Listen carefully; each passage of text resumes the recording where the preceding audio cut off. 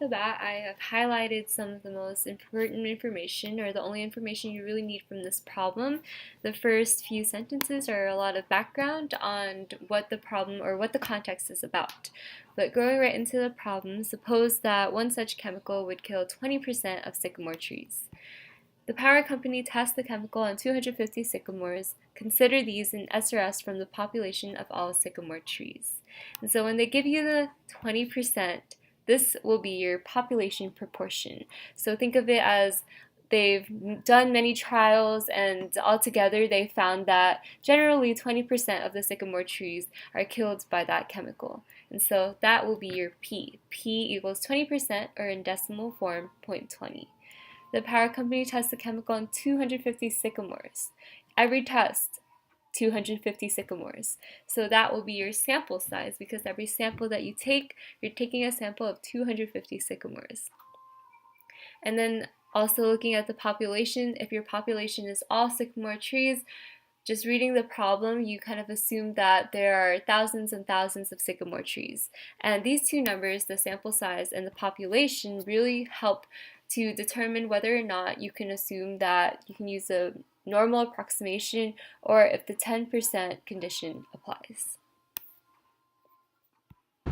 What are the mean and standard deviation of the proportion of trees that are killed in 250 samples of trees?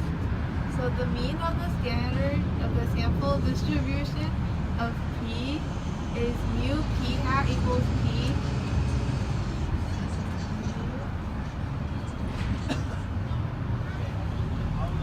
And on the questions, it gives us that it already kills 20% of sycamore trees, so it equals 0.20.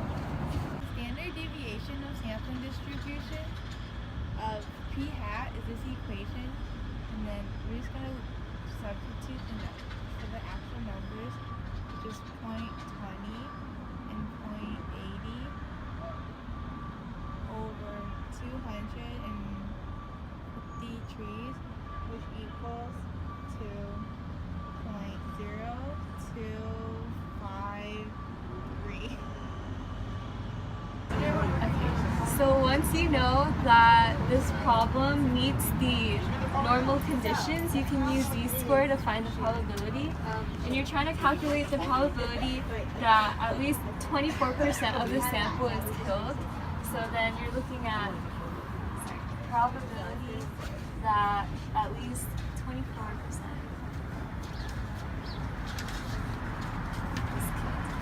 And so if you're looking at that, then you want to find the z-score, and with the z-score, we have this formula in which you take that number, 0.24, minus the mean, and you divide it all by the standard deviation that you found, so 0.0253. And then when you figure that out, you'll get that the z-score is 1.58. And in this number, you can plug that into here, so you have the probability that the z-score is greater than or equal to 1.58.